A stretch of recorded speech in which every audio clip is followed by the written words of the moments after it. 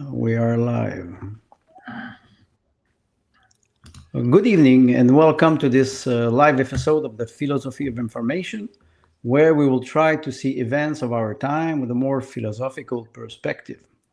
My name is Andrew Meloche, and I would like to welcome tonight's guest, Mr. Timothy Knight. Good evening, Mr. Knight. How are you tonight? Good evening, Mr. Meloche. I'm Thank well, you. Go ahead. as I am well. I won't embarrass myself trying French. I can teach you if you want. I'm Uh, Thank you for That would be a fair accepting. trade. Yes, thank you for accepting my invitation. Timothy, you are a businessman, you are a strategist, a political campaign advisor, an organizer for not for profit societies, and much more. But you also have Irish roots, and you know very well the Canadian history. I have personally witnessed some of your oratory skills, and I admit your style and your sense of humor are very, I would say, incisive. I would like to discover with our viewers a part of your personal history, where you found those rhetorical talents and what made you who you are. So my first question would be, is this very subtle sense of humor natural because you're Irish? Is it Irish? You don't set the bar very high, do you? I, Now I came in at a 10 and I have to stay there. So, the great, show is yours. great. Oh, I only have to do this for an hour. Okay, let's see what we've got. Um, I was born in Ontario, CFB Petawawa, just outside Pembroke. My father was a guardsman, so that's the red monkey suits and the bearskin hats on Parliament Hill, back when they were actually a military force and they were actually somewhat elite and did some pretty amazing things. So I was born there, but I was raised in Newfoundland, and my family's heritage is in Newfoundland going back about 400 years. So on my father's side and some of my mother's side is Irish. And I was raised an Irish Catholic Newfoundlander in the 70s and 80s on the east coast of Canada. And so my mother was a nurse, and she had taught me to read and write before I started school. And my father is the one with the dry sense of humor, and that's the Irish. And the sharp wit, if I could brag that, is from my mother's side because of her love for reading and literature in general.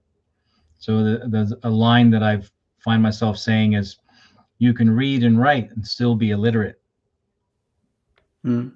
Right. So the value of reading and writing is only part way there until you are able to understand, make these interconnections between ideologies and thoughts and histories, and reform that into your own worldview in ways that you can share with other people in a productive fashion. So that's not me being very funny though, but yeah. Well, it depends. If we read between the line, So reading between the lines is growing up in Newfoundland in the 70s and 80s in what was before the internet, before, back when you were still reading news in a newspaper that was, a couple of days old even sometimes. The relationship building was a much more gardener type of approach where you fostered relationships over time, right? As opposed to what happens today in modern media is we're not forming relationships at all. We're knee jerking an emotional response. And that doesn't take a whole lot of skill. I agree with you. In one of our broadcasts, we we participate in a broadcast together. I remember you described your path as a Canadian, like you said, living in many Canadian provinces, Mm. Ontario, Newfoundland. Now you live in BC. Most probably, everyone will remember the famous basketball team, the Harlem Globetrotters. Mhm. So, are you what we could call a Canadian trotter? And In what my and younger which? years, like I would agree with that in my younger years. Born in Ontario, raised in Newfoundland, spent a year and a half in Thompson, Manitoba, which is a nickel mine community with an airport. Family moved over. That's me as the oldest of five. My mother, father moved us all over to Abbotsford in British Columbia, which is an hour east of Vancouver, in '85. And so we take the bus from Grand Falls, Newfoundland, down to Port aux Basques, Newfoundland, get on the ferry from Port aux Basques to North Sydney, Nova Scotia. At that time, the ferry was an 8-hour ride. So most people would go in the evening. They take the 11 o'clock and they go to sleep, and then they'd be awake when they got to say that. Nowadays, the ferry only takes 6 hours. So when I tell people it used to take 8 hours, they say, well, it only takes 6 hours now. I said, well, we got tired of you bitching and complaining, so we pulled the island 2 hours closer. So, and then I did grade 12 here in British Columbia. And not too much longer after that, I found myself for a summer in Whitehorse in the Yukon, and then came back to the Valley. So the Valley, I've been back and forth, east and west across the Valley, more or less since I was about 25 years old. And I've lived here ever since then. So the globetrotting was early, and now it's more centralized. I live here for 2 years and live there for a year and live here for 2 years. And that's part of the way I lived at that time. Things are much more stable in my, now that I'm in my 50s. But when I was younger, things were quite unstable. Well, okay, and so you lived in many provinces. Well, which province do you prefer, or which province would bring you the most strange or funny memory? Because you lived practically 25 years in BC. I suppose you have a lot of anecdotes. Growing up in Newfoundland is visually, it's gorgeous country. Visually, every unique place, every region in Canada has something about it that is unique and beautiful, right? And so people say, well, will you ever move back to Newfoundland? And the answer is, I have no intention of ever moving back to an island whose 4 oceans are actively trying to kill me. But it's a beautiful landscape. It's stunning. It's stunning. It's stunning countryside, and the country that is virtually untouched for millennia, eons, and it's beautiful country. But I have no interest in going back to shovel snow. Right. So we move out here to what we call the wet coast, right? The lower rainland.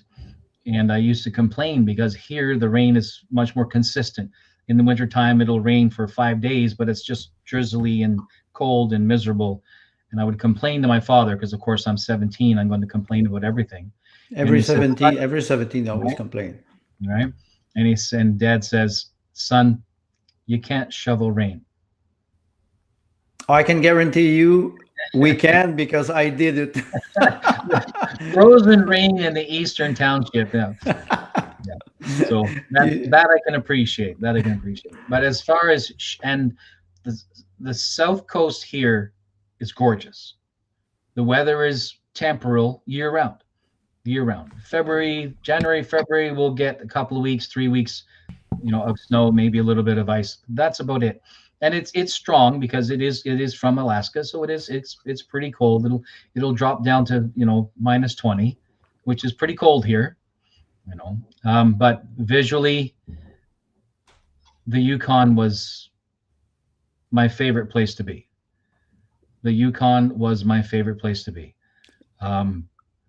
There are mountains up there that look like God had only just finished pulling his fingers out of the ground. That's a very nice image. It's gorgeous. It's gorgeous. The wildlife there is as big as they tell you. When some old Frenchman comes back from the high north and says, "Oh, they were this," believe him, because it is true. It's gorgeous, gorgeous country. Yeah, I would go back there, but snow. So, sorry, no. Yeah, I suppose yes, the snow and Yukon. And it's 5 months of the year, so no, thank you. Yes, and the sunlight too. I suppose the fact that you're very high. I remember. Yeah. I was in Yekaterinburg with my wife, and Yekaterinburg is quite high. And I remember the first time I went there, it was in December. But then I went back in June, and we were having an aperitif on the. She had a small terrace, and it was 10:30 at night in June, and it was still sunny. And I said, "What time is it?" She said 10:30. I said, "What?" Because St. Petersburg, they have what they call white night. So I suppose it's the sound. It's it is very the in Yukon. It's the same parallel, I suppose, something similar. 60 degrees. Yes, exactly. Yeah. Timothy, we exchange ideas together for some times. We know each other since what was 5-6 months, and we exchange ideas about strategy, marketing, and business plan. And when we see the state of our political institution right now, and everything that is gravitating around power, like healthcare, education, lobbyism, traffic of influence, foreign diplomacy, border control, we feel that this level of corruption is systemic. So my next question would be, do you think we can reform our institution? And if so, how could we proceed?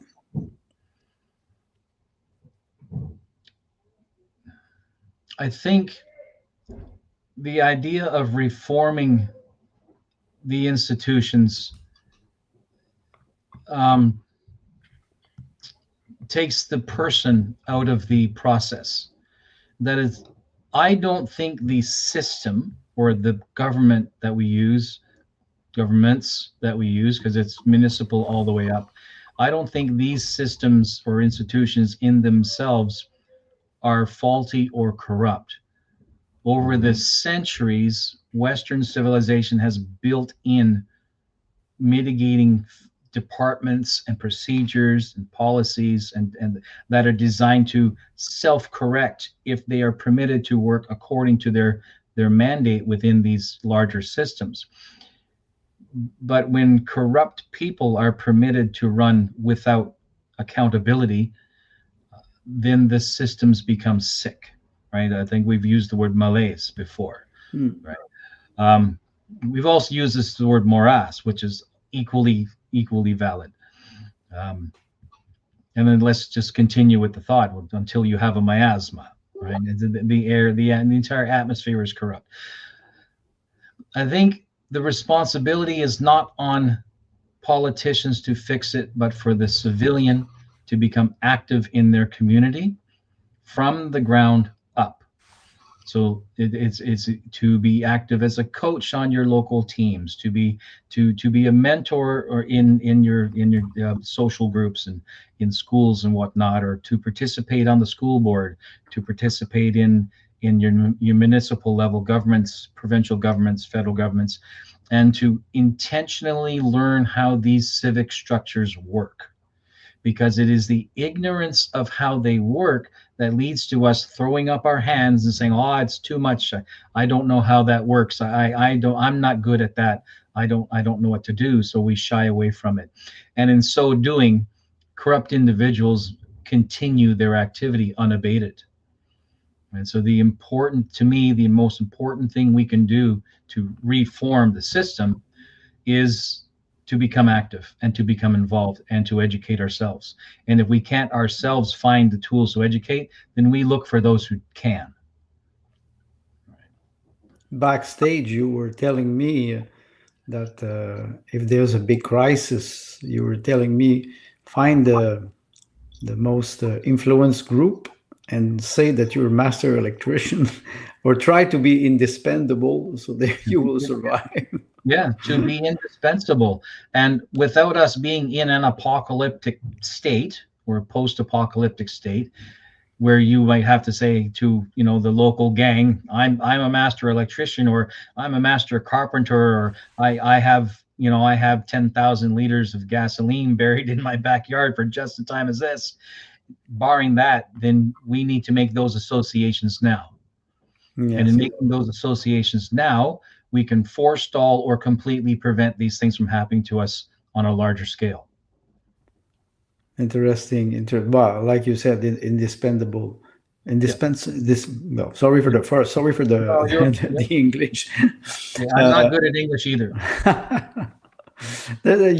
Timothy, there's a lot of suffering and misery in Canada and now, and it is. I think it is everywhere around the planet, except maybe in Dubai. I don't know, but the total indifference and practically all politicians. I find this very revolting for a human mind. The fact that we have so many misery, and it seems like politicians are making fun of the situation by acting like clowns. So we see streets of big cities are filled with homeless people, riots everywhere, sectarism is rising. So do you think we are in the path?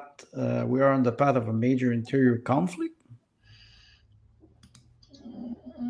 There are scriptures around the world that talk about the 11th hour, and I think that there's a psychological element to that as well. When a people in general feel a sense of anxiety and crisis, they will feel like we're at a tipping point, and then oftentimes at that tipping point and feeling hopeless, people will simply stop trying.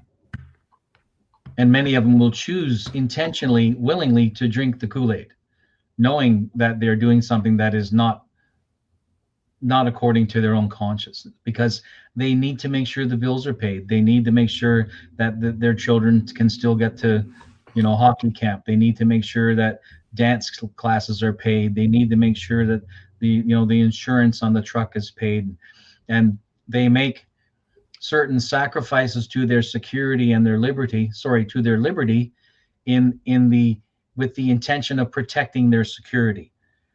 And the drawback with doing that is you're laying all of your trust and your autonomy on an external force.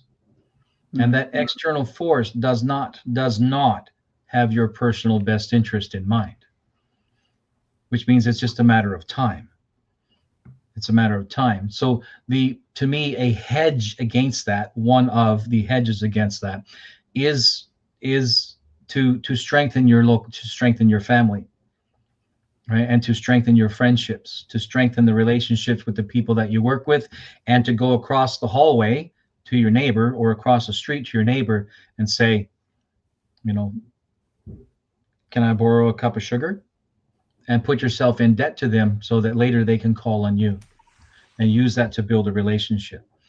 Right? Let's say it's wintertime and their little old lady needs her driveway shoveled. Then go over and do it, and expect no recompense for it, and go and establish those relationships. It's not merely a matter of the golden rule, but at an 11 o'clock hour in a period of imminent crisis, you are hedging your bet. Right. And I don't mean that in a purely marketing sense. Right. I mean that what you're doing is you are creating relationships where you owe each other favors. And if you do that in the right spirit, then that means what comes down to you're helping each other out. So when that crisis comes to your neighborhood or breaks out within your own home, you will have family and friends and coworkers and neighbors who will willingly choose to support you. So it goes back. It goes back to what you were saying: developing relationship with locally. Yeah. Yes. So right. So being involved in civic and social activities locally is an extension of that.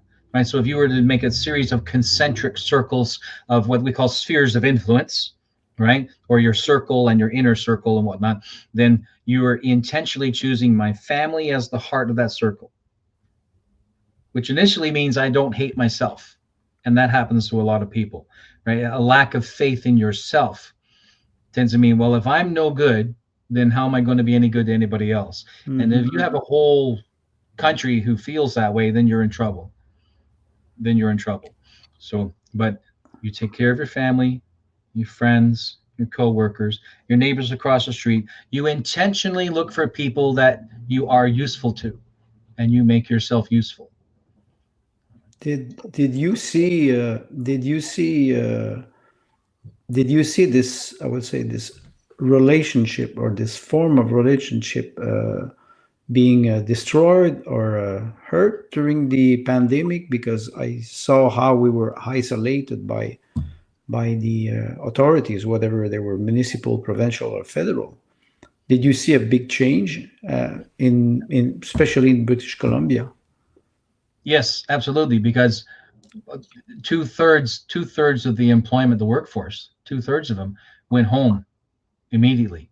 Like it was over 2, maybe 3 weeks, right? And so it's those in retail went home first, right? And so they kept selected places open. They shut down churches, but they kept open liquor stores. You know, social gatherings, public gatherings, indoors, outdoors, organized events that were people. These were all prohibited. In sending people home away from work. So let's say you work at a grocery store. You've got a couple of hundred people who are working on a shift at any given time. You send them all home, but they've all created relationships. There are all, there are physical, economic relationships, emotional relationships between these individuals. And when you send them all to their bubble, right? You send them all to isolation. It's basically prison. You did with solidarity, right? Is that the right word? The word's not in my head right now. So you send them all home to their bubbles and say, you cannot go do this. You cannot go do this. You prevent them from doing anything that used to give them emotional respite from a long and difficult work week. You lock them all away, and you are effectively setting up two psychological events, and that is Stockholm syndrome, where the prisoner is abused to the point of death and then brought back to health in a repeated basis. And the government did that by moving the goalposts every now and then, right? So they first did about 2 weeks to flatten the curve, and then the 2 weeks became 3 weeks, and 3 weeks became a month, and then a month became 2 months. And then around that time, they began talking about masks. So they say, okay, everybody can come out of the 1 month of the 2 weeks, but we're thinking about masks. So you say, we're thinking about isolation, and they put it in place, and then they extend it, and they let you back into the general public. We're thinking of masks, and then they do it again. They bring in the mask, and then they extend it. So a pattern develops till you get to the point where they're talking about the injections, and the injections are, well, you're only going to need one. And that's what they were saying. Initially, it was one, and then they made it a series of two. And then you're only going to need that. And then what are we at now? 317. So this continuous need, and that's a whole different conversation, because the shenanigans in that are incredible. But it is a psychological process. And if you do that to everybody, and through segregation, you're creating this, segregating you now, not segregating you now, segregating you, repopulating you, back and forth and back and forth. Your subconscious and your person takes that on, and it's very difficult. It's very difficult emotionally, not merely physically, but also very difficult emotionally. There were ads recommending that people hug inside suits of polymer. Now, yes, we saw some or wearing masks during copulation. It is not. And so by assaulting the logical mind, there's another approach, right? So, and plus the making you sick and making you healthy, that's Munchausen's, right? Where the parent intentionally makes the child, who is usually sickly to begin with, right? So that this God complex creeps, this savior complex creeps up, where the usually it's a mother figure, and usually it's son or daughter, but oftentimes a son. And because it's what's this? I'm going to say the word wrong. Oedipus. Yeah. Right. So you're creating, right. So you're creating that situation. But you do that on a provincial, or you do that on a national, or you do that on an international scale. right? Where they make you sick and they say, oh no, you're better now. Oh no, you're sick now. Oh no, you're better now. Oh no, you're sick now. I have a friend of mine from high school watched his mother die in the hospital behind a plate glass door. Her own husband was not allowed to be with her physically. That's Well, that's that's beyond criminal.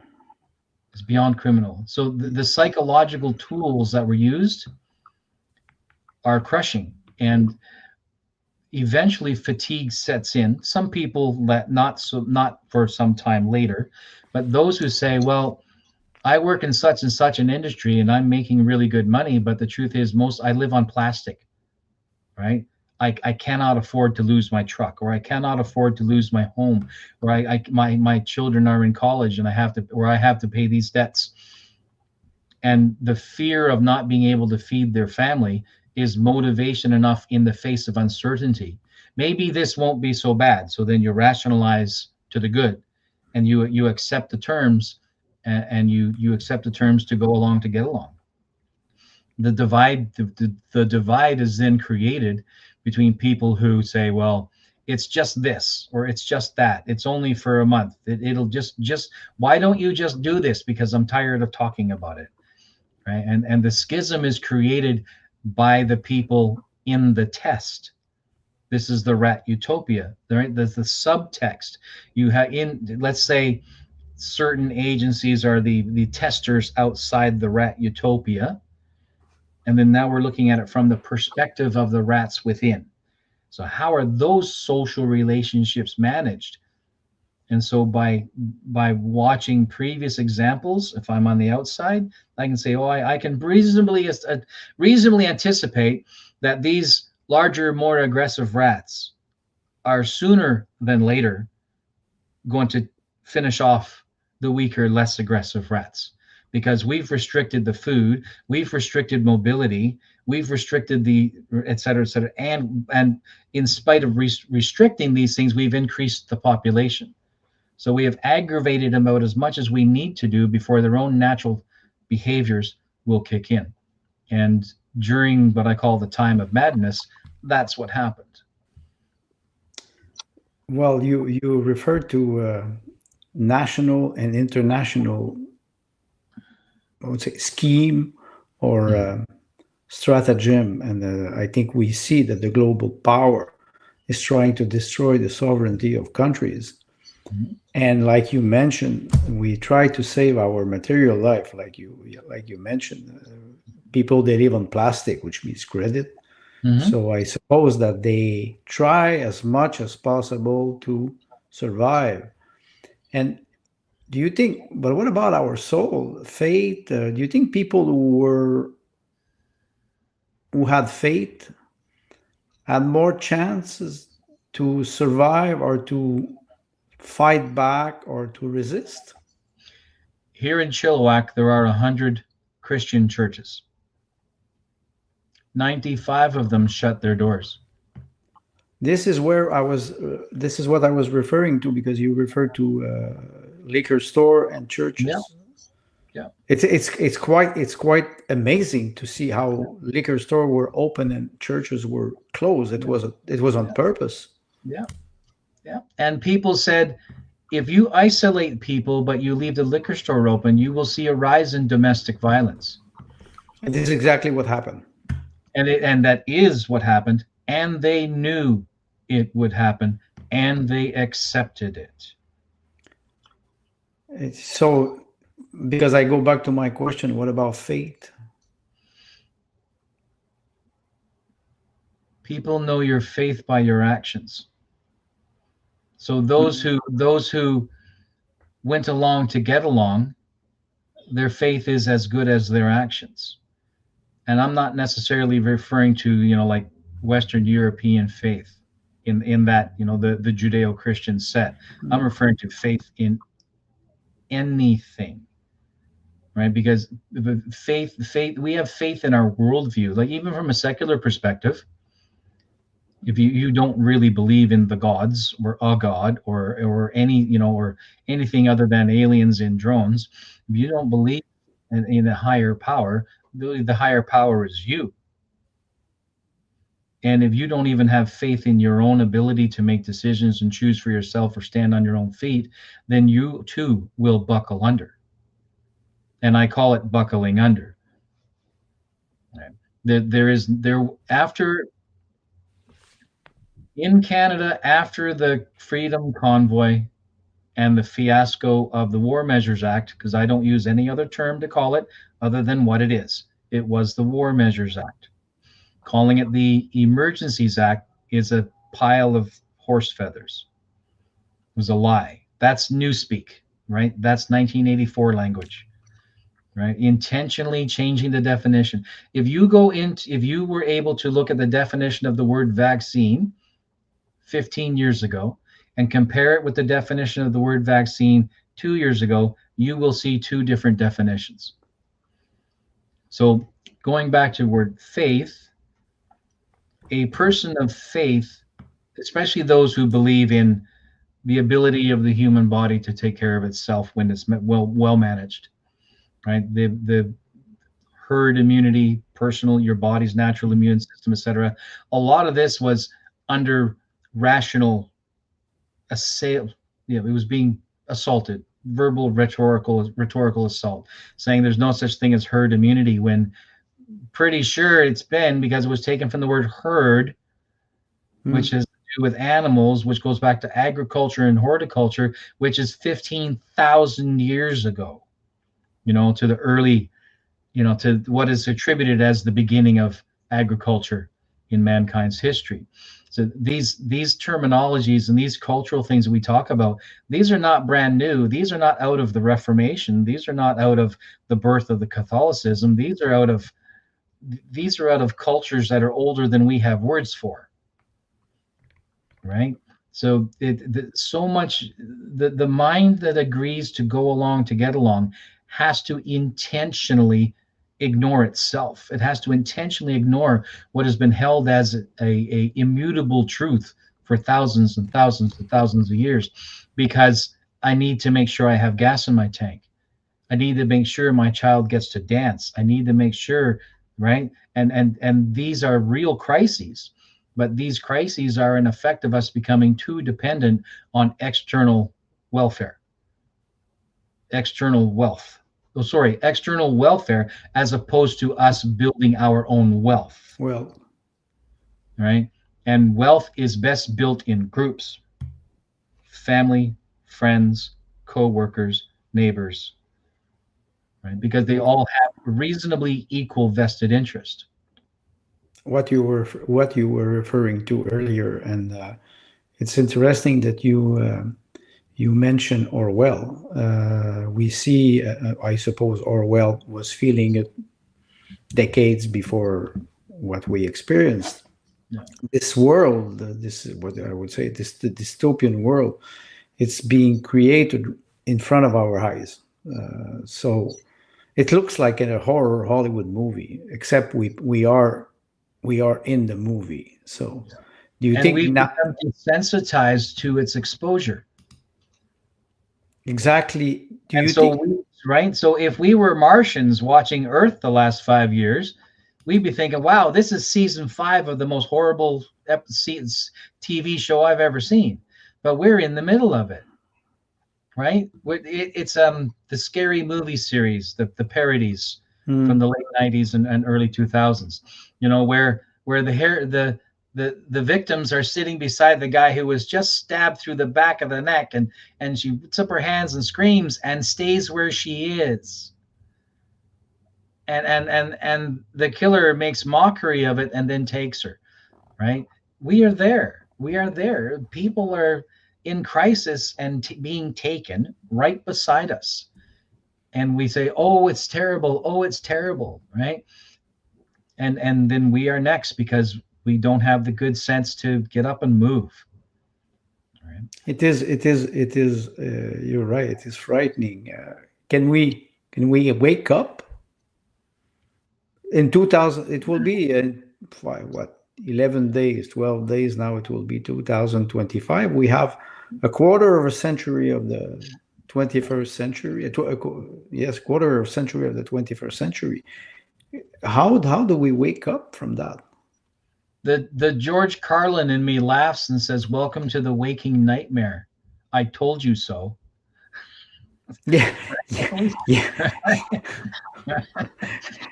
Maybe that. Okay, now I understand your Irish sense of humor. Right? It's, You rub it inside. it, it's I I am that guy. I want to be the one who survives, or in the moment, being the as the pulling the knife out of my own chest, say, "I told you so," and then do my dramatic B movie, exit. Mm-hmm. The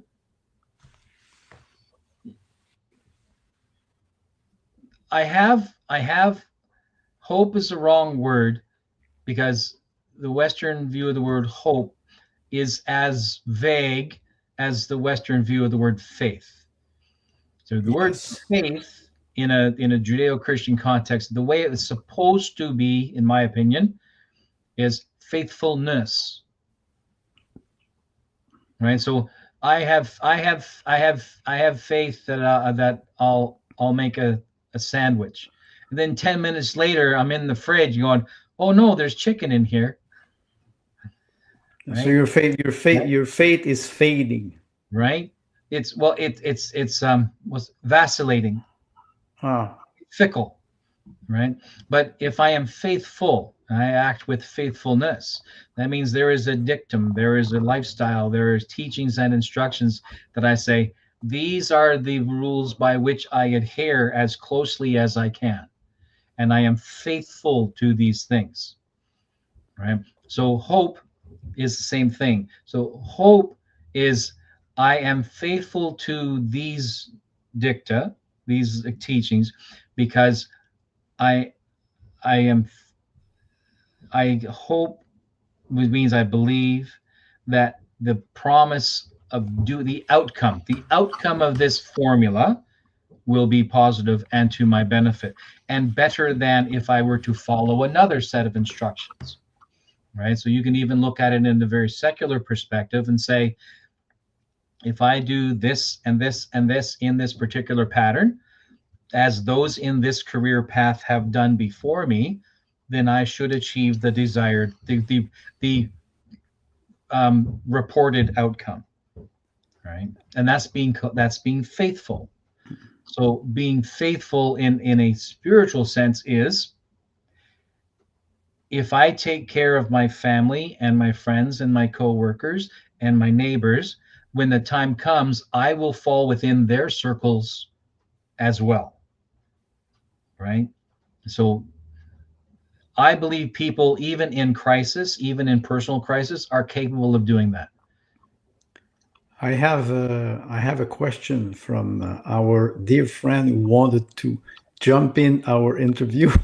But it is a very interesting question from Payman. He's saying, why do you think? Because you referred that 95 churches were burned, were closed. Yeah. Why is the question is, why do you think 99, 95 out of 100 of those churches folded like a cheap suit?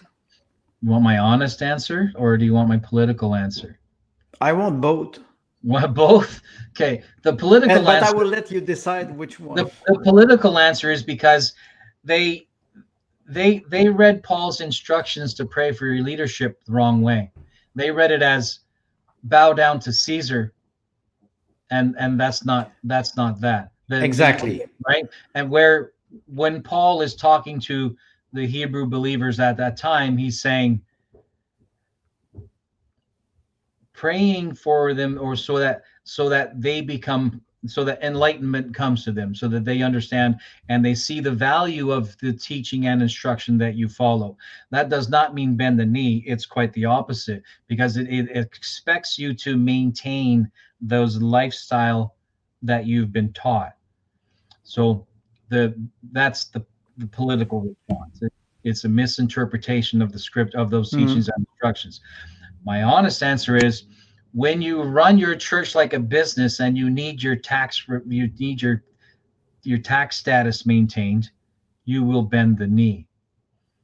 And churches today are run like businesses, and they're very sensitive to their tax-free status, and they don't want to lose it. They made a business decision, which means their teaching and instruction means absolutely nothing. Well, Because they like you said, mammon. They bend And the the knees. five that kept their doors open. Sorry to interrupt. No, go now, ahead. now I'm on a roll. The 5 that kept their doors open were ostracized, and at least 3 of them faced fines, and 2 of them, the pastors, faced jail time, but didn't actually happen. So even their own community punished them.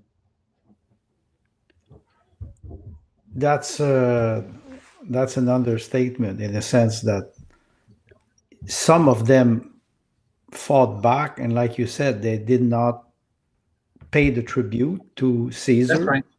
Yep. And they were punished. And me, Yep. from my perspective, when I see that, it gave me more faith. Yep. In them and in myself. Yep. And you mentioned we're Canadian. You and me were Canadian. Me, I'm from Quebec. I'm French Canadian. And you were born in Ontario. You're a Canadian, English Canadian. And it seems to me that you and me, and I would say we have payment ascari too, when we are on Cerberus at the Improv, we always talk about the fact that we had to meet.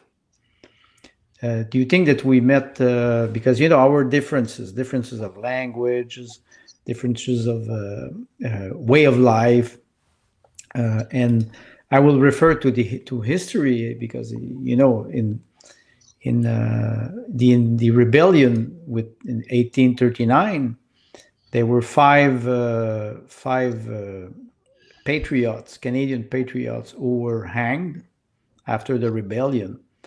And and why I refer to this, it's because for many centuries, Ireland also had to fight, I would say, the colonialism of the British Empire.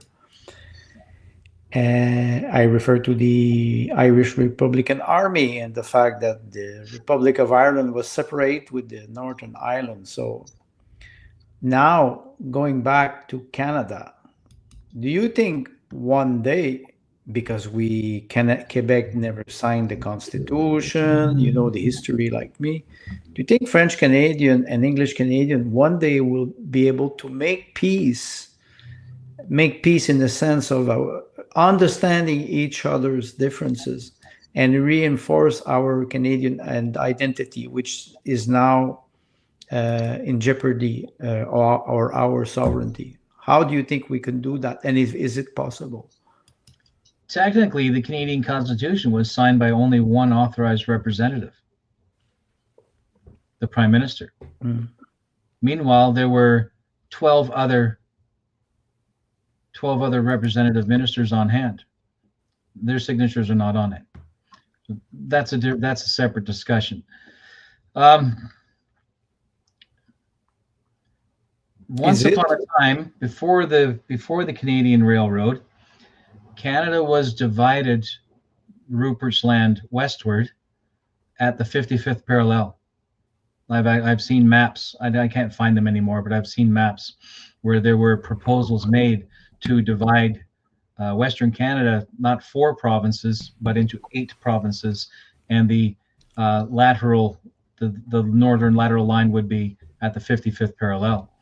It was decided around that time not to do that, specifically to maintain control in central Canada as the electorate body. So Parliament, being Upper Canada and Lower Canada, decided we don't want the West now or in the future to have as much power as we do. And in the expansion of Canada, the railroad stayed as close to the American border as possible. And that early planning restricted Canada's growth northward.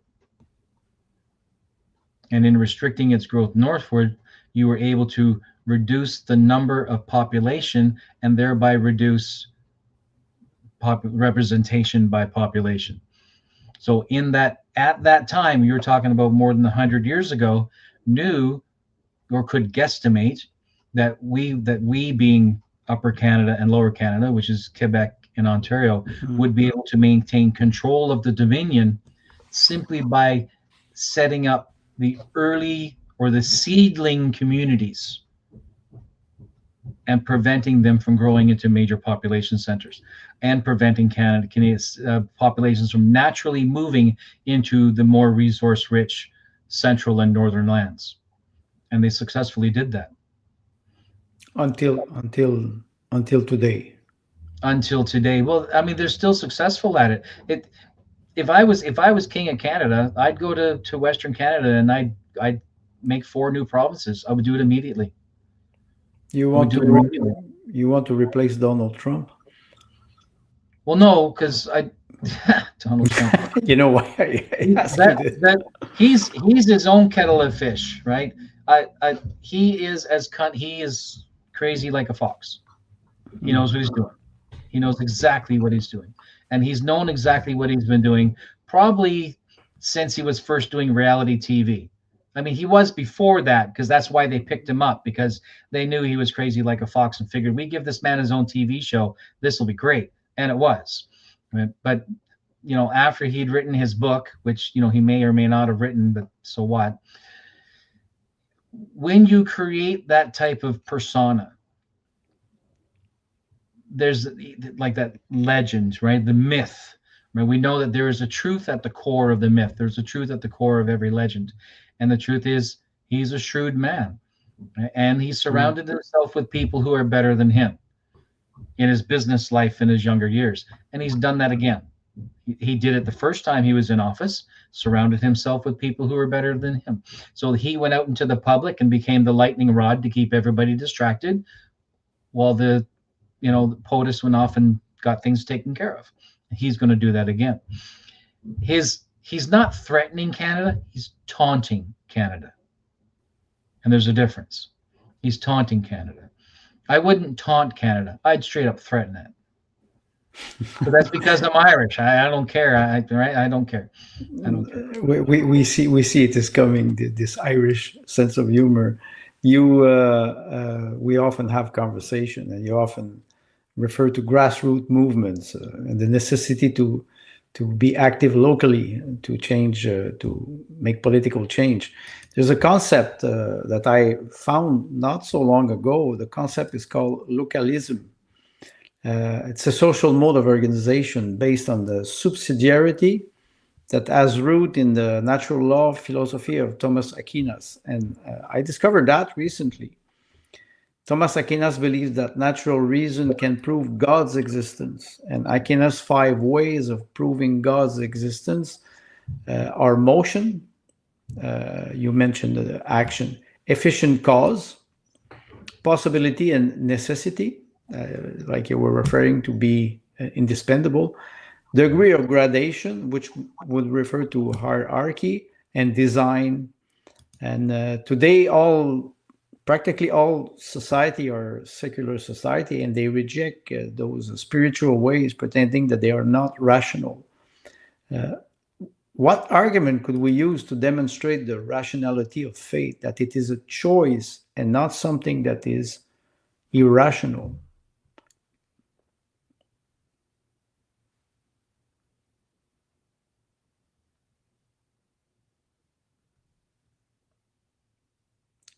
Still thinking?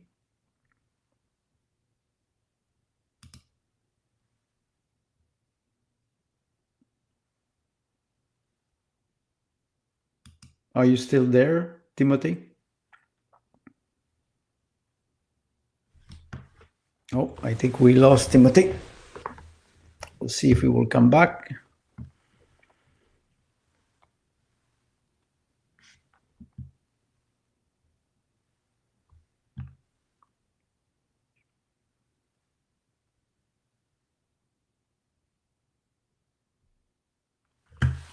Let's see.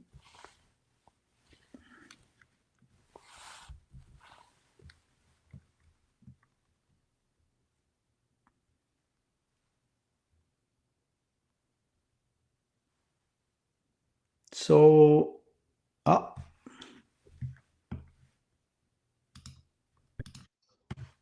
My apologies. Lost connection on my end. No problem. Usually it's me who lose power.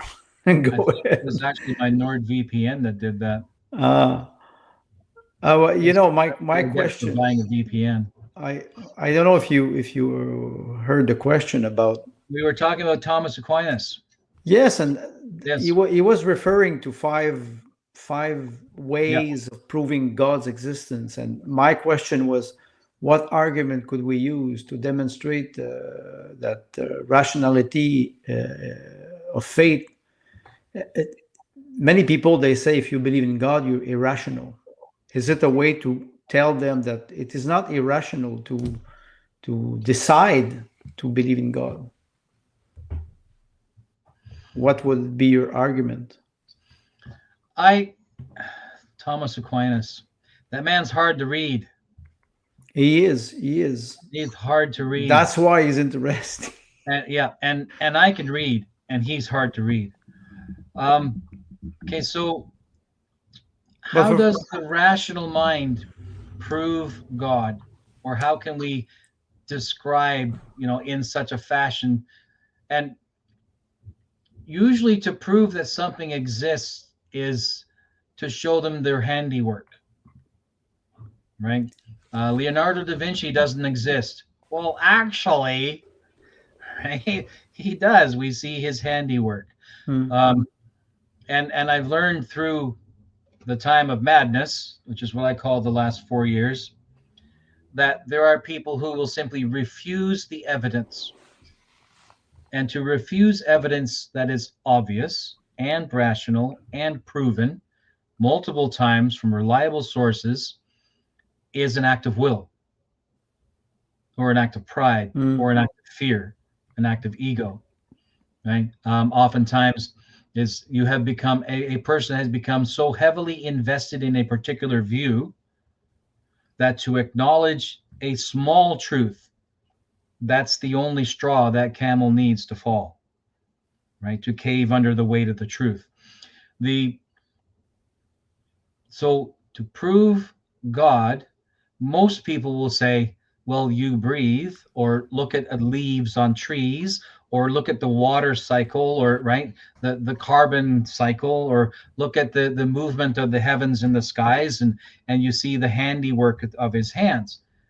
But people intentionally choose to ignore that or disqualify it as evidence.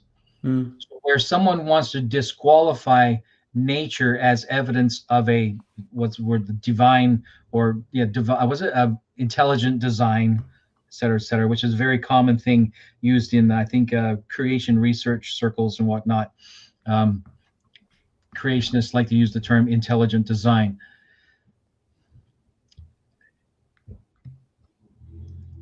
Is it worth my time to bang my head on the wall to convince someone who has chosen that they are going to refuse my evidence, period?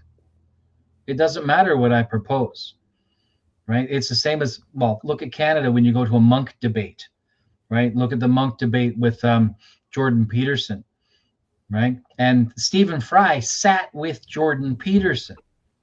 And there are things on which they are fundamentally opposed. And they sat together to discuss the importance and the value of freedom of expression, freedom of speech.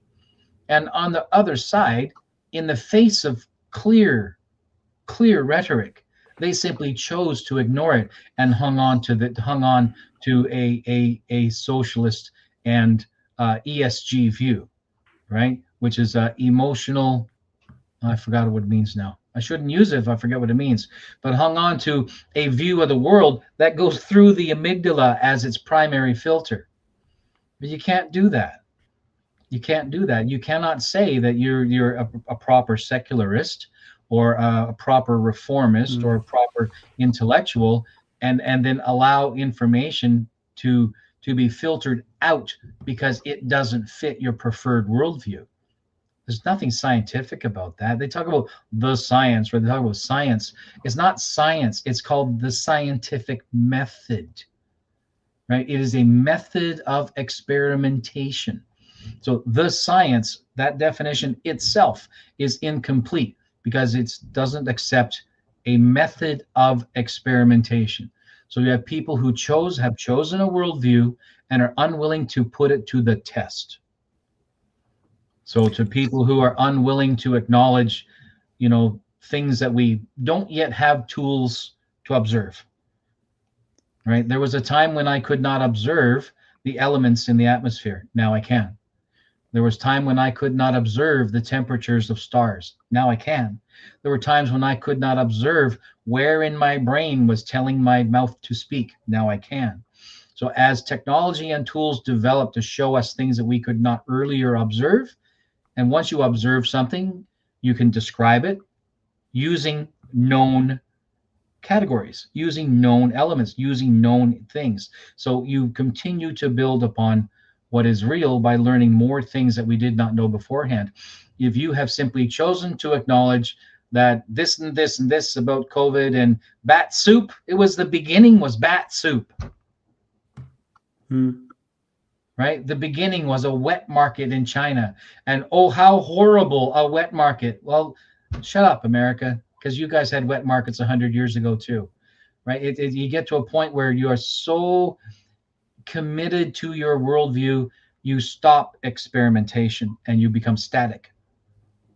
So to those people, I have nothing. I have no need to debate, because there's no progress. You refer to science and the scientific method, and my next and you answered well about the difference between faith and faithfulness. I like the I would say the distinction. And my question would be: are faith and science irreconcilable? Because many people, they oppose faith and science, and like you mentioned, the scientific method is a method that tries to is searching for truth through ways of experimentation. Is it okay? Can we reconcile those two human concept, faith and science? Let's say you discover a new something, or you've tested and learned something new, and you've written it down into scientific method, right? So you've written up a paper, and that paper will contain a method by which others in the field can test to verify or discredit your claims, your conclusions. So if you provide me with that paper, and then I have the scientific method that you have provided, and if I follow your scientific method the way you did it, I should come to the same conclusions, which implies that I'm faithful to your instructions. Faithfulness and the scientific method, faithfulness is the means by which you achieve the written instructions, the goal of the written instructions. So faithfulness is not as spiritual or esoterical as we give.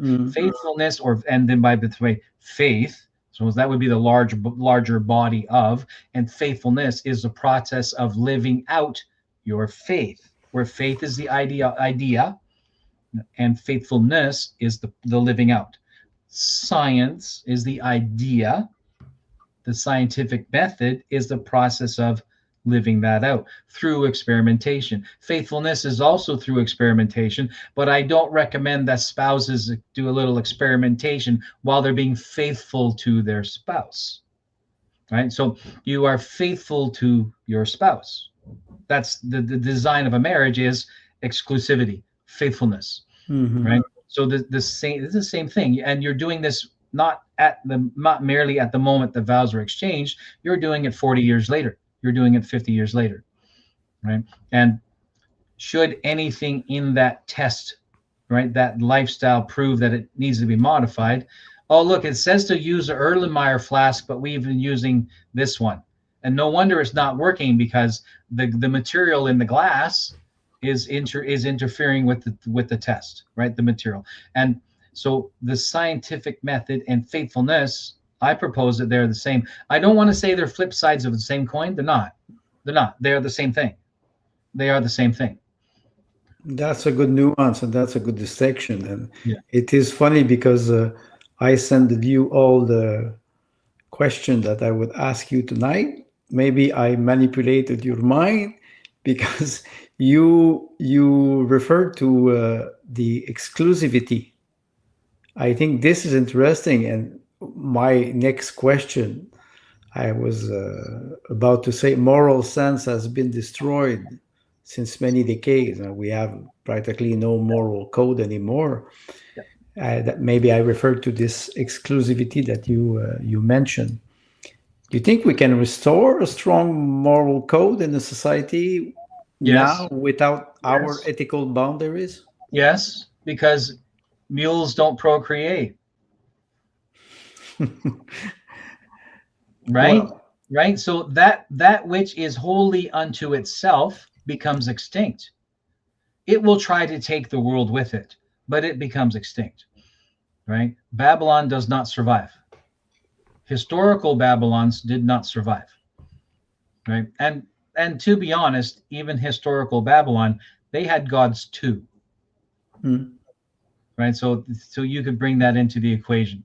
But an age of subjective morality, let's be generous and call it a subjective yes, morality. you But are you are very generous, the, Timothy. the truth of the matter is it's called pride, right? Pride comes before the fall. The root of all sin is pride, right? And so and greed is the mechanism by which we accumulate pride. More pride, more pride, more pride. I have a bigger car. I have right. I have a more et cetera, et cetera. I have bigger jewelry. I have a more expensive Rolex, or I have a better job, or I have a better. There are more letters after my name, whatever you want to call it. Right. I have the most followers on TikTok. God forbid. Right. So, although if I can monetize that, maybe I could sell a little bit of my soul, just a little bit. Right. The that which is fueled by self becomes self-consumed. The picture of can we revive a moral standing, can we revive a moral culture, is understanding things as simple as we talk about the phoenix. Well, the phoenix is very important in Western culture because everybody says, like the phoenix, I rose out of the ashes. The marriage didn't destroy me. That's a big one, right? My relationship destroyed me, but I rose out of the ashes and I reformed myself. You forget that the phoenix self-immolates. Hmm. The phoenix chooses when. The phoenix holds the lighter while it's adding the fuel. The phoenix chooses its moment. To do that successfully is not pride, because to do it means you know you're losing everything, Hmm. because the phoenix loses everything in doing it and has to start from scratch. And the prideful and those without a moral code do not want to start from scratch, because in the material world, that's all that matters. He who dies with the most toys wins, but the phoenix says he who dies with the most toys still dies. So if we're looking to reapply, and I am intentionally using secular terminology, intentionally, right? I do have a very Judeo-Christian view personally, but I am intentionally dipping into the secular universe to speak to that audience, right? I will modify my view and my lexicon to fit into the environment and the audience to which I'm speaking. So I'm assuming that you have a considerable secular audience, and I don't want to ignore that audience. Hmm. And the more mature Judeo-Christian listening will see the parallels. Right, Yes, so and like I can remind our viewers that the title of the podcast is the philosophy of information. So I try to keep it, I would say, into boundaries of, I would say, not decency, but diplomacy. And I think you are a very good diplomat. You, information is non-sectarian. yes, I agree with you. Yeah, We share it. We yeah, share it. We yeah. share common information. You often, Tim, you often refer to in many of our conversation the Magna Carta. Mm.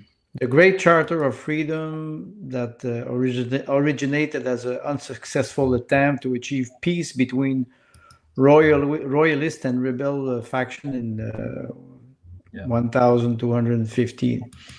And I compared that with the time of trouble in Russia because Mm. after the death of Ivan IV the Terrible, the Russian Empire was in a very, very big conflict between the boyars. The boyars, they are the noble, and they were fighting for the throne. And then the first Romanov, Mikhail Fyodorovich Romanov in 1645, was able to bring back peace, but not entirely. It was still conflictual between the Rurik and the Romanov.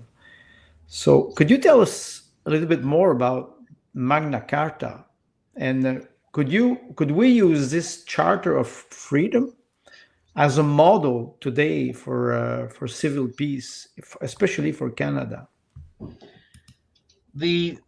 As an Irishman, I've never heard of it, but as a Canadian, the the Magna Carta was originally drawn up by the nobility, and they felt that the king was impinging and pushing them around a little bit more than he ought to. So they assembled their own collective. They union. They collectivized. They union, right? Right? Unionize. And went up to the I boss and like said, the "We don't term. like the way this is going out."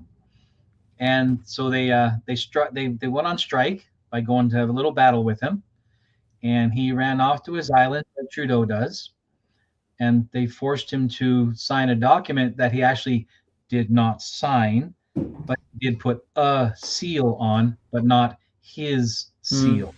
It's a lot of shenanigans, right? They took more than 100 more years before that document began to find its way down into the mercantile class and the commoner class, the serfs, right? So it was a long process, and the royalty, meaning the dukedoms and the hierarchy in England, saw that there were certain things that were beneficial for the mercantile and the serf class to have in their forms of justice, mostly because that worked also in their benefit when they received equal oppression and abuse from above them. So I can protect little Johnny, right? I can protect little Johnny and put in a system of justice for him, because when Big Johnny comes and gives me, then I can say, hey, wait a minute, this applies to him. And if we're under this new monarchy, which they were calling it at the time, Mm. under this new monarchy, if he has these protections, so does everybody. And lo and behold, I'm everybody, right? And so there was a self-serving mechanism that brought into this modern system of justice. So over time, it becomes enshrined. Not all of it still applies. Not all of it still applies. And I think that the vast majority of it should. I'm not the person to pick and choose what, but the American system comes pretty close when it says life, liberty, and the pursuit of happiness. The pursuit of happiness was contested language at the time because they weren't too crazy about the word happiness, because it's a remarkably subjective point. But that became the intentional point, that we would not get in the way of you, that you would permit you to pursue. We're not guaranteed. We're not a welfare state, is what they're saying, Mm. right? The U.S. as a republic, a burgeoning republic, is saying we're not a welfare state. There will be no bread dole, and that was the effort. We will not get in the way of your pursuit. Though there wasn't a bread dole until not FDR, during the, oh my goodness, the Dust Bowl 30s, The 30s, yes, the right? Dust Bowl. The Dust Bowl. So that's when the dole became a thing. Um, as a foundational document that democracies, well, it's useful for republics as well. No such codex is of any use to any nation unless the justice system has integrity. So when a system of justice loses integrity and acts for its own interest, then it does not matter what document it have, it will not protect the people, because the gateholders are the justice system itself. The gateholders are, look at our judges in Canada. They give some of the most ridiculous sentences possible. Right? People who are guilty are going free with excuses, not explanations. People who should be lightly sentenced are receiving very stiff sentences. People who should be receiving stiff sentences are receiving light sentences. And this is not the rarity. This is not the outlier on the curve. This has become the norm. This has become the norm. And when it becomes plain on investigation later, a judge who let a man off for, under crimes against underage women, or crimes against his wife because he was drunk, was let off because of, then they literally misinterpret mitigating circumstances in order to permit these people to have light sentences or walk away. My suspicion is they're doing this to protect themselves. And so once again, go back to the very beginning of conversation, systems are built with checks and balances in place as part of the initial architecture of that system. And when those checks and balances are underfunded, understaffed, right, underperforming on purpose, then they collapse and they fall. And then when new blood comes into the system, they say, well, where's this? Oh, it's not necessary. It's a little bit ad hoc around here, but you'll figure your way around. So they completely ignore that the system has these checks and balances built inside of it. And by the time you're into the third or fourth generation, they completely cease to exist entirely. The experiment runs where you take a cage full of animals, usually it's chimpanzees, you starve them for 2 or 3 days and throw one single banana into a cage with 20 chimpanzees. And in a frenzy, they will attack that one banana. But the man outside the cage has a fire hose, and he turns the fire hose on, and those are painful. And until they all scatter away, and they leave the banana alone. And someone goes in and takes the banana away, and they're still hungry. Goes back in a day or so later, throws the banana in again, until they learn that when the banana is thrown in, nobody touches it because they don't want the fire hose. So then they all get fed. They're all left comfortable. So you bring them back to quiescence again. They forget that this has happened. Take one chimpanzee out, put in a new one. Brand new, no previous experience, knows nothing. Starve them all for a couple of days, throw a banana in. And that one monkey is the only one runs after that banana. And before he hits it, the other 19 mob him and pull him off the banana. And he doesn't know why, because he wasn't there. Welcome to Canadian parliamentary system. Yes, that's a good example. But you refer to modern politics, and you mentioned it many times. The fact that people have to commit themselves. Yeah. But you also talk about strategy. We often talk about this, the fact that we need strong strategy, especially in politics. Grassroots movement are necessary, but they're not sufficient. That's not enough. Today, what would be your strategies for achieving results so that would change the current morosity created by half a century of political lies? What would be the best strategy today? One or many? I'm not knocking the Freedom Convoy, and I can't, because War Measures Act was a crushing moment in Canadian history. Nobody survives being boot stomped by thugs with the government's blessing. Nobody. So what the convoy did was an extraordinary moment in Canadian history, and I'm remarkably proud of them. And I was proud to be Canadian even though I was incredibly saddened to see that happen on my own soil, especially because I'm going to get emotional now. Please do. I was a child on that grass watching my father change the guard. You know, So that's an emotional of course it is, boundary.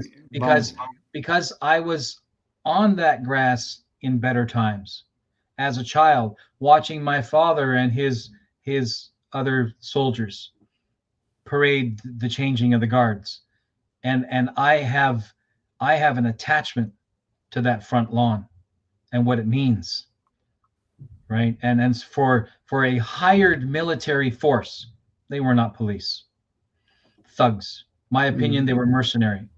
They certainly acted mercenary. When your peacekeepers are masked, no identifying marks on them whatsoever, you are mercenary. I remember the Freedom Convoy. It was the first time in my life I felt Canadian. Yeah, it was And- amazing.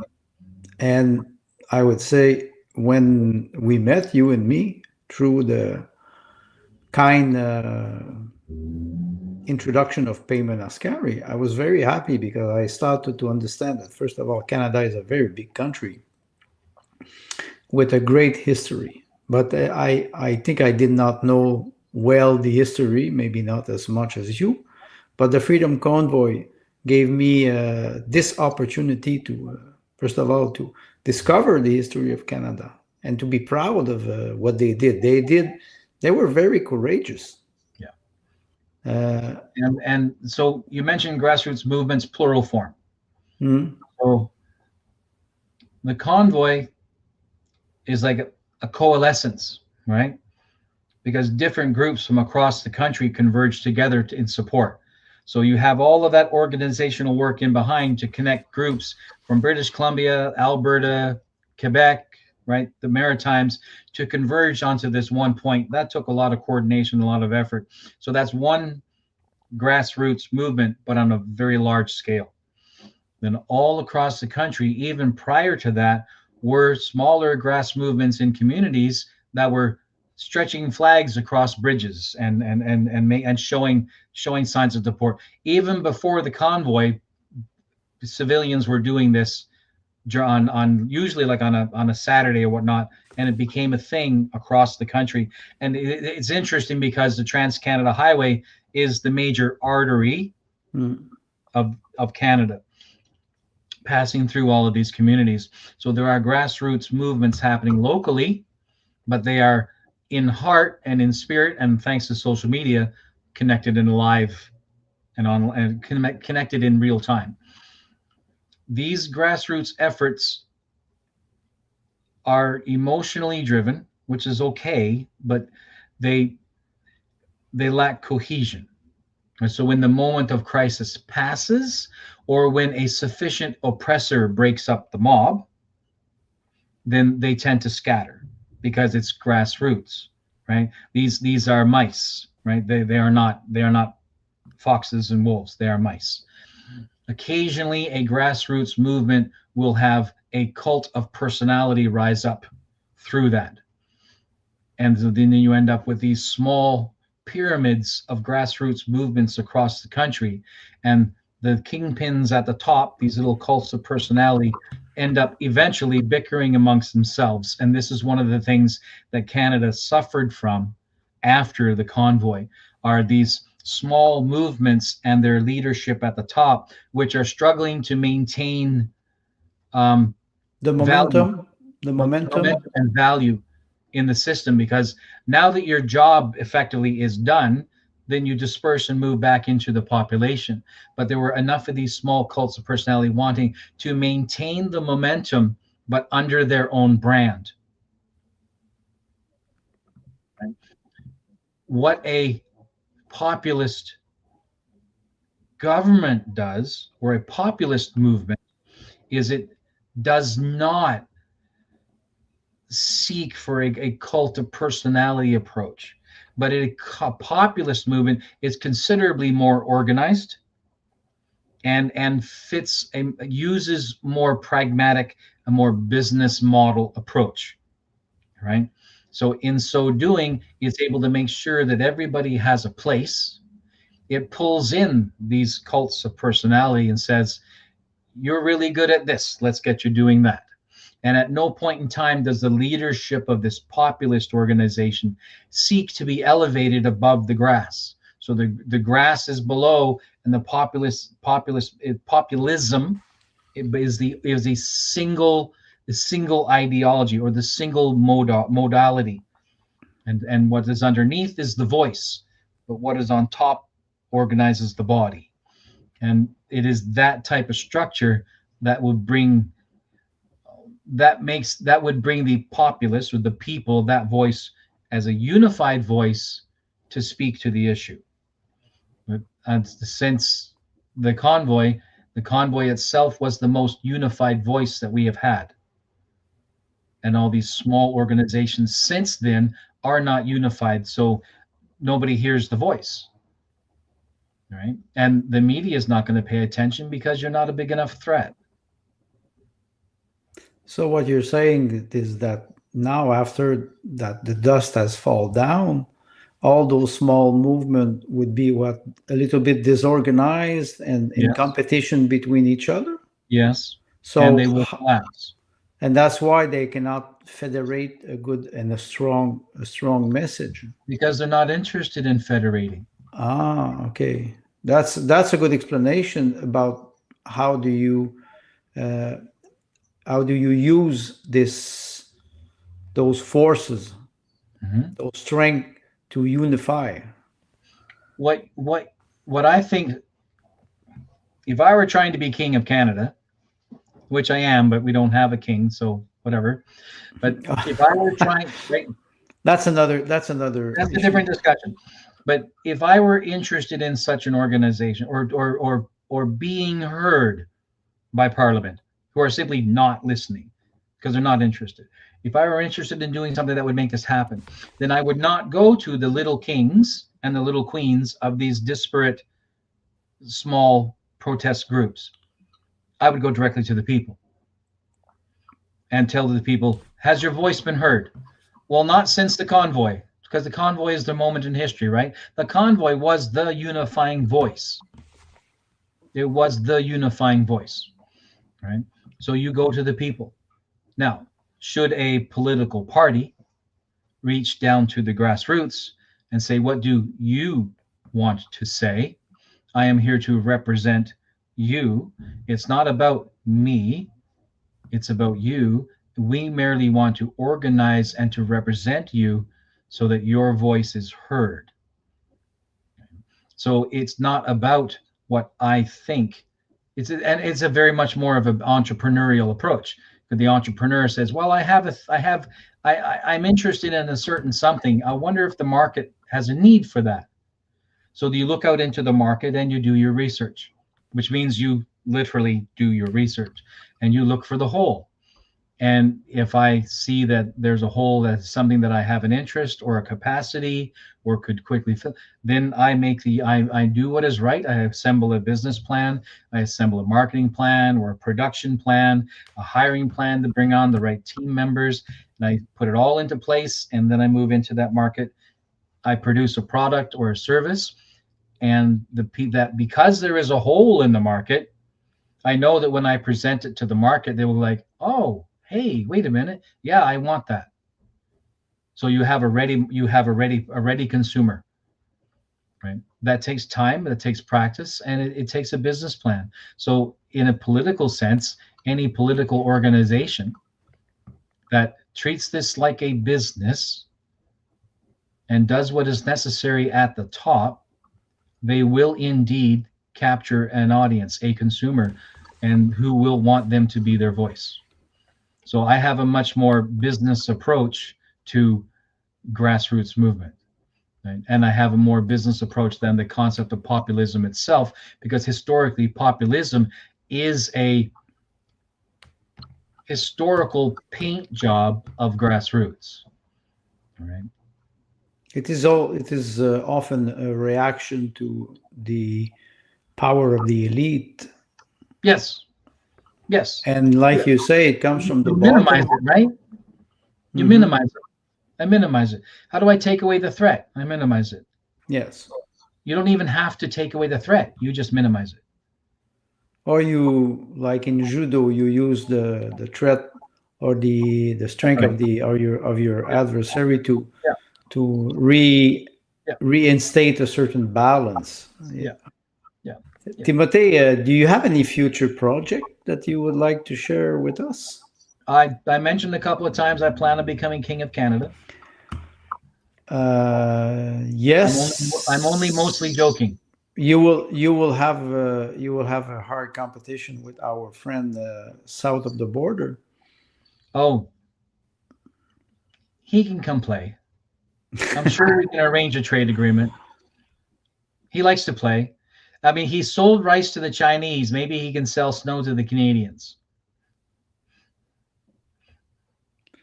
Interesting. You have anything you want to share with us Um, in the future? Because you are first of all, you are president of an association for the People's Party I in am. British Columbia. Yeah, You also share a three-way panel with Payment Ascari and myself. I do. That's I really appreciate it.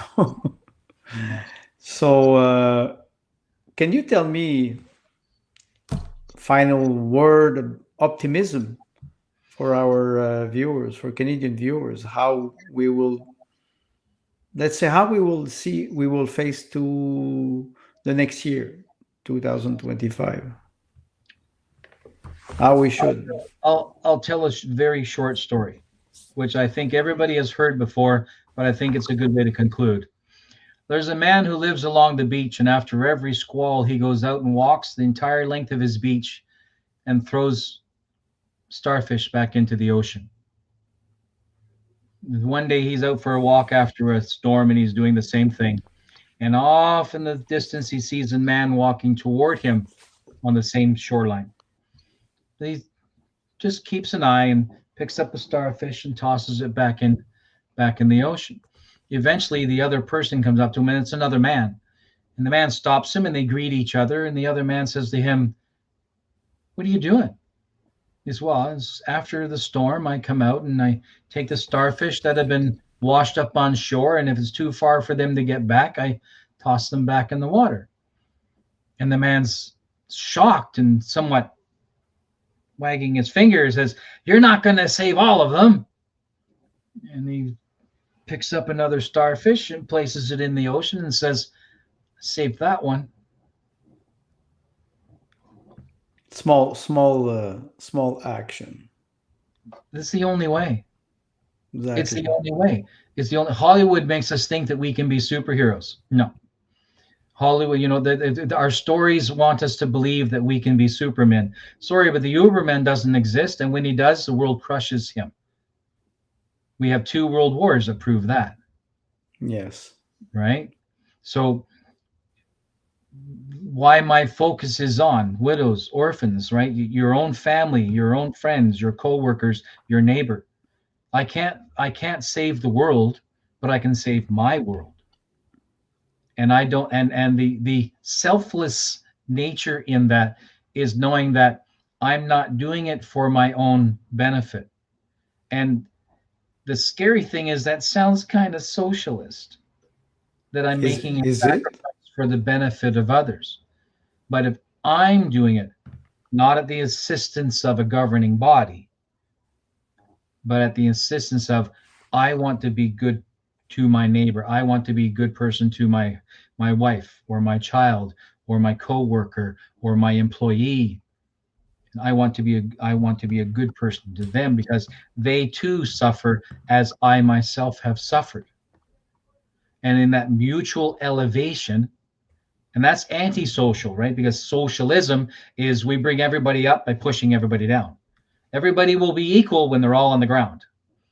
And we're looking for a different approach. So my approach is my family, which is primarily my children, my mother, because my father's passed away a long time, So my mother, my children, my friends, my coworkers, my neighbors. And that's pretty much the extent of my world. That's a good. That's a good advice, and it will resonate with what you always promote: local local action. Yep. Timothée, where can people also follow you? Because for more insight about business development, marketing experience, and business strategy, consulting services. I know that you give those consulting services. Do you have I any do. website that you can share with us? I did. I do not currently. The easiest way to reach me, I suppose, would be on X. Hmm? So you would be looking for at T William Knight. So that's Okay. TWILLIAMKNIGHT. I think you could actually search with my tag, which is more salt by default. Mm, Right. So that's interesting. probably the best way to connect with me right now. Yeah. Excellent, excellent. Timothée, I hope people will follow you to discover the very dedicated Canadian and with a great sense of humor and also the fact that you know very well the history of Canada. So thank you a lot for Thank this you. interesting interview. We will see each other, you, me, and Payman Ascari tomorrow night for Cerberus at the Improv. And I wish you and everybody a Merry Christmas and a good night. Oui, merci beaucoup. It was a pleasure. Thank you. Bye bye.